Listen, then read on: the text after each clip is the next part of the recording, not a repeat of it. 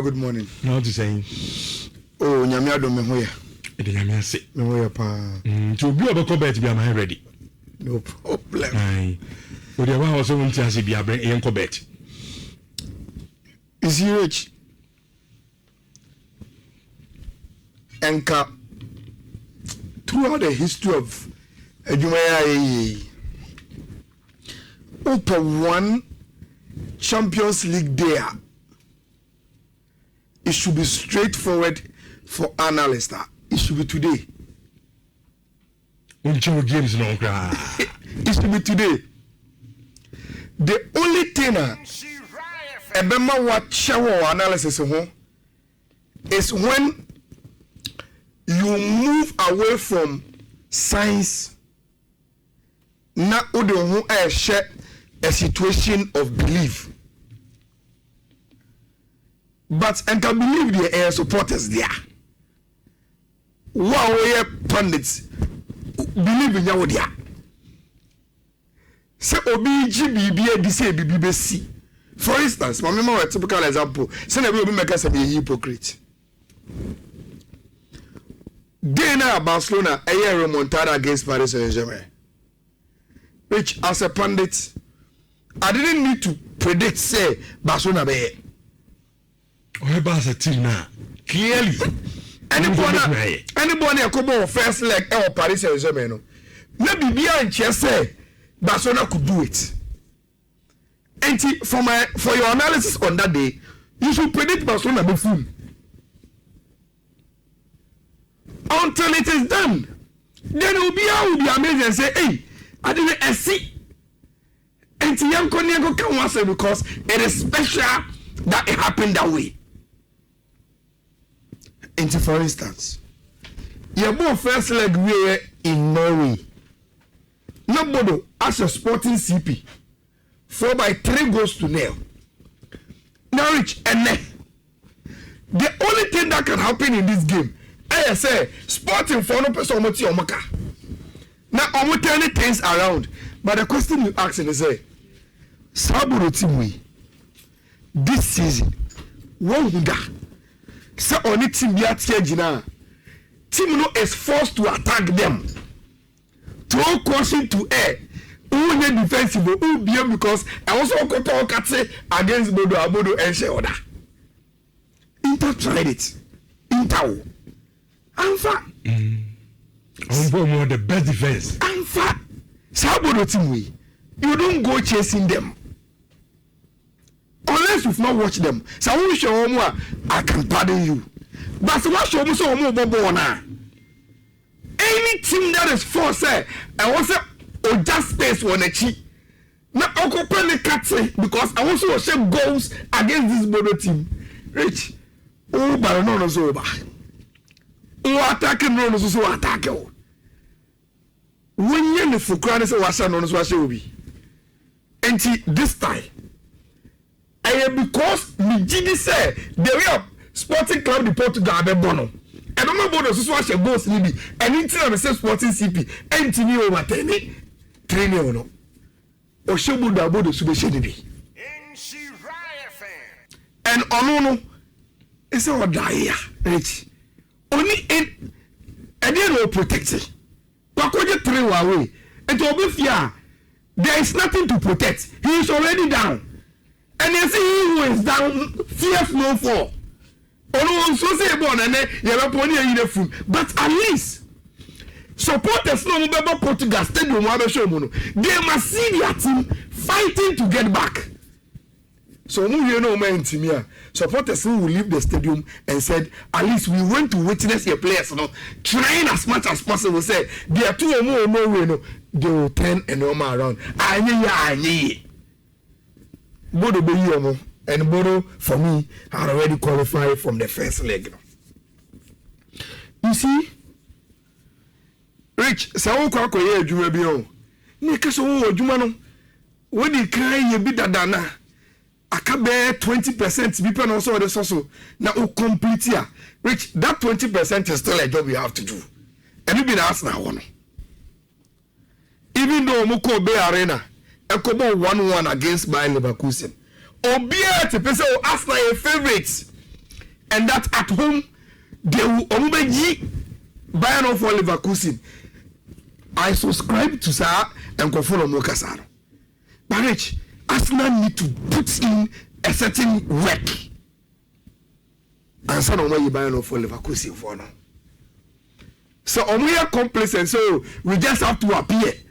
And that we are favorite at our home grounds against Leverkusen. Yabesha Omo. And one thing I want to say, this Arsenal team will do it. I say this season, Rich.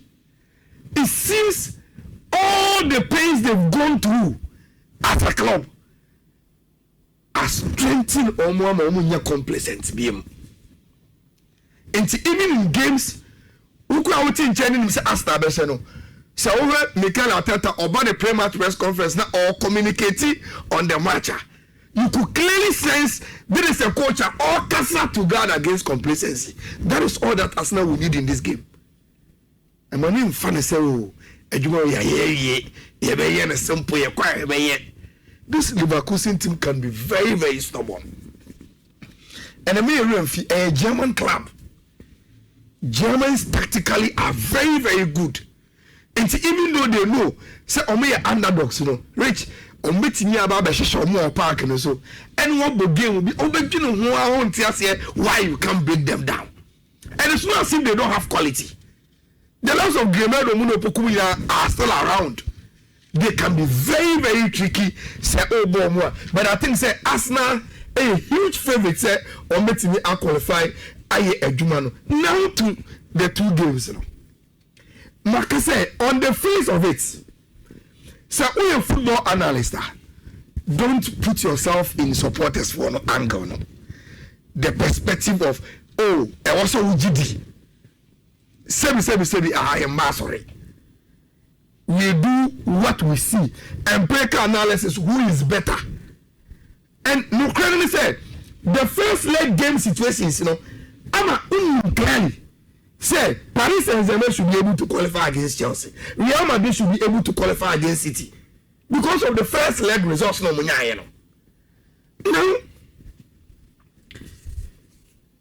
Anopole, there is some interesting news here. A few France ever, and Chelsea fans say, as a Obiwo Chelsea team no more or yes, by my French phone. Almost more can you say in the last spin at Chelsea year, I went to your friend of Wesley for Fona. I say, or see muscle pain be our knee. Ain't he omule training? No, not Liam, Elbo, Trevor Chaloba with Jerome Hato as 4 and 5. I'm a boy, I'm sorry, which that training was behind closed doors. I'm sorry, Le Parisien, Le Quip. Omuni report say, Omanya say for 4 and 4. I had to make Chaloba and everybody say, Obi Diablo, it's me. Someone is sending information outside your company, and that is not good. If that is going to be the case, I training guys are not journalists, Uncle Pedro, which said, Africa. Now, almost no more about training Baba and that's other closed doors. They will not allow any journalists to come. It is only internal people, coaches, players, Kotoko media. And see, when the Boko catch up, what is so for say, you hear training, every answer. Any someone both 4 and 5 because also play it is a career and any someone the moment I'm a pokotoko coach but sorry nobody say in share from for say and now kotoko last year no me obi pride when then you know say obi anu akoko power and Rich take Wesley Fofana out, bring Chaloba to the right side, never had to equal left side. Now, they tell me say, game way any what Omo report say is going to be Paris Saint-Germain. A lineup no, it's not different from Omo first leg there no. The only different and say this time around and yet the same way and I started alongside Dembele and Bakula. Vicha is back. the okoye of first leg no amananya right step no also starting no if you know are the same Zion Jao Neves Vitinha sitting deep and the change so the same thing. Rich, this is why maybe I need to be a Chelsea fan and sana metimino mayo mujidie no omoye no. But without me being a Chelsea fan, that is why I think any possible so me Paris Saint-Germain. Do not Chelsea be bo. Say omubetimi Paris Saint-Germain no. Rich, it is a game they have to be attacking Paris Saint-Germain team. Now who shall line up here that we are? Can Chelsea attack this team? About starting week, and go. That is the problem. Chelsea every game you get it.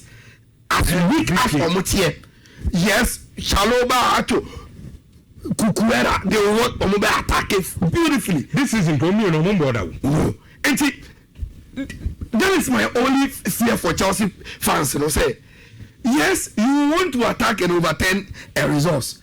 In attacking, anything beyond our attack, and this Paris Saint-Germain team, coached by Luis Enrique. There is no way of attacking her. On you have about 90 minutes. Now I say on who and for born into attend a movie. Rich, I have a pona bone 2-2.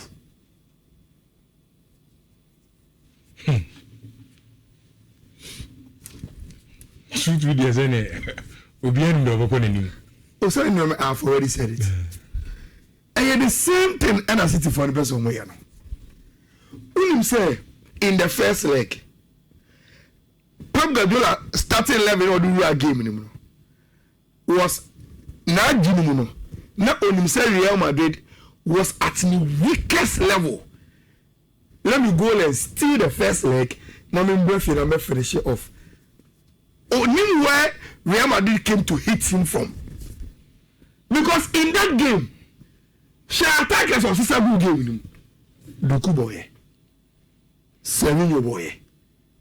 Haaland boy, Antoine Semenyo boy, 4 attackers. Owie no, and Osabo Bernardo Silva with Rodri, with in the back 4. Rich, that is too much of attack on Real Madrid at the Bernabeu. But also results now, people are blaming people. But Rich, I am telling you, Nhyira Sidino. Michel within my heart, Sakamia Pepper, I will do the same thing. Because I was going to meet a Real Madrid team. Not a player with him, no. It's a begging Real Madrid team not to be beaten. I need to know some is true. Now, Same whisper with Pepper, so Mecca said, the Okoye or first leg now, you know. Now he must simply do it in the second leg without fear. He has nothing to protect. So attack it. And the Kubu came in a share or 3. Now, would have from 3 and also what to take. And today, you keep on attacking. Say me, you can't do anything. You have to just go and attack. Now, in Pep trying to attack, which I think on paper, this is the best he can do. You just push O'Reilly here and bring Ryan Cherki. You are sorted. 2 number 10s in Ryan Cherki and Bernardo Silva. Only 1 DM in Rodri. You don't need Obiang Kano. Because this is not a game. You have to focus more on a balance. The only anymore is attack Real Madrid. Then you put Semenyo, you put Erling Haaland there. Now Ometimia goals now. Now I'm a problem in here. Sepep decided so they say the only Real Madrid problem on and they say name squad no Madrid to go. Rich, there seems to be some key players on my back. Jude Haba, Alvaro Carrera Saba, then the big man Mbappe Abba. Now Senior Wokano, you watch this video and they are saying, oh, tell me Mbappe free time and no more. It's here about the training, you know. Abeloa saw him and he was happy. So okay, me man Naba. This is a game I will need him because me born the counter be Mako be fear my son 3. Nenia break the video of so better neka. Inti Obama so I need players or more pace. Someone to much they can run. Now on my team cause City problem. And this season will be always City and say one of the biggest problem. And when you have turnovers against them, turnovers say omu the ball neighbor also. Now uji ball now we try to attack at home. They've lost balance already because omu ba be attack omu defenders omu 2 and 3 now and moving out of shape. Unyoma one pass. Now, they are not good at it this season. And you will need players like Kylian Mbappe in your team for some match way. But Rich, not only Fifi didn't come and say, Samusha first leg now. And in the absence of these big players, Omo Mubeshe Mose Thiago Pitach money, the way of someone who did man Abeloano. On Mundi, no for Munko Itiad, I disagree. Ombo Jude. No Jude, but Kylian Mbappe beat me about some money more. Mbappe is actually no Olympic. That is it. I think it is this video. Olympic giant now. You say actually Kito say after we train Kakebi anu aso the kotoje. Kakebi anu aso the kotoje. So it means there is a problem. But Rich, I will risk him. Oh no, but second leg I say already what didn't cash trainer. At least I will remember about first half now. Okay. If the presence alone Ebema City entity attacking in full bloom just because of the park and so. And that two Jalika Krabia or better free at Yawa. Next a moment near City, after only down on the way they will attack me 100% rich. We didn't imagine them. See about first half we not because of Kylian Mbappe presence, even though only 100% fit. But on my team fellow Manchester City entertain Kana Rich, then I can say, oh, City has me 1-0. There was still 2 goals. I met him by. Now I can take him out and bring Obia or Fifi add to my balance. Mr. Kamavinga. No, I'm attacking game in the mommy. Not yet Enko. And this is what Dario Sports is reporting. Say Real Madrid will come with a chair. Of course, Valverde will have to help train to defend against Midoku or any of the wingers at City. And now you say Obebo, Thiago Pitach with Chomani. 2 workaholics are then in the absence of other Goulet is where I will propose Obebo Kylian Mbappe and I say you push Vinicius Junior here not only Kylian Mbappe mum akọ anymore with Brahim Diaz.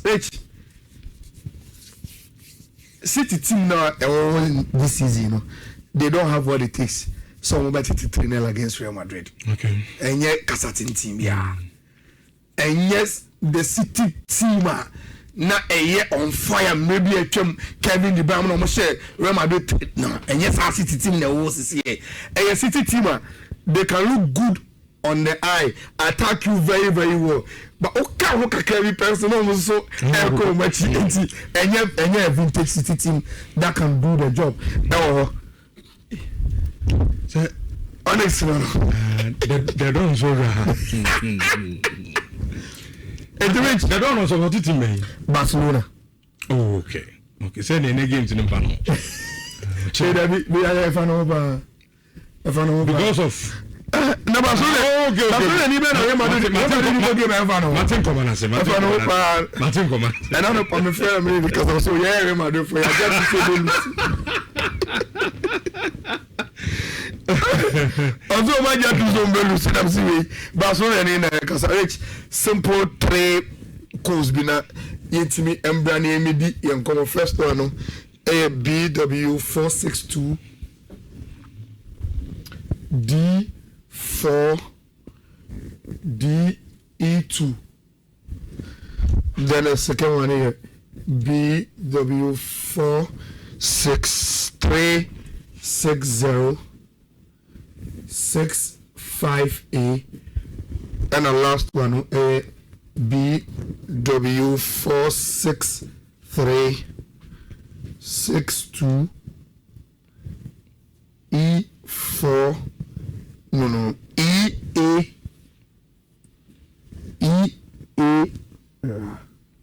okay EA5 into BW462 D4 DE2 BW463 6065A BW463 62E A5 5 oko Osubempa Ayala X on Sabeka oko Bismarck Osubempa -Ayala verified account on Facebook oko Ayala Sports one on sa ebetimi akanti and then you will sit and watch we are neutral crowd there nature bed as a easy mobi my video no share energy and go no come you see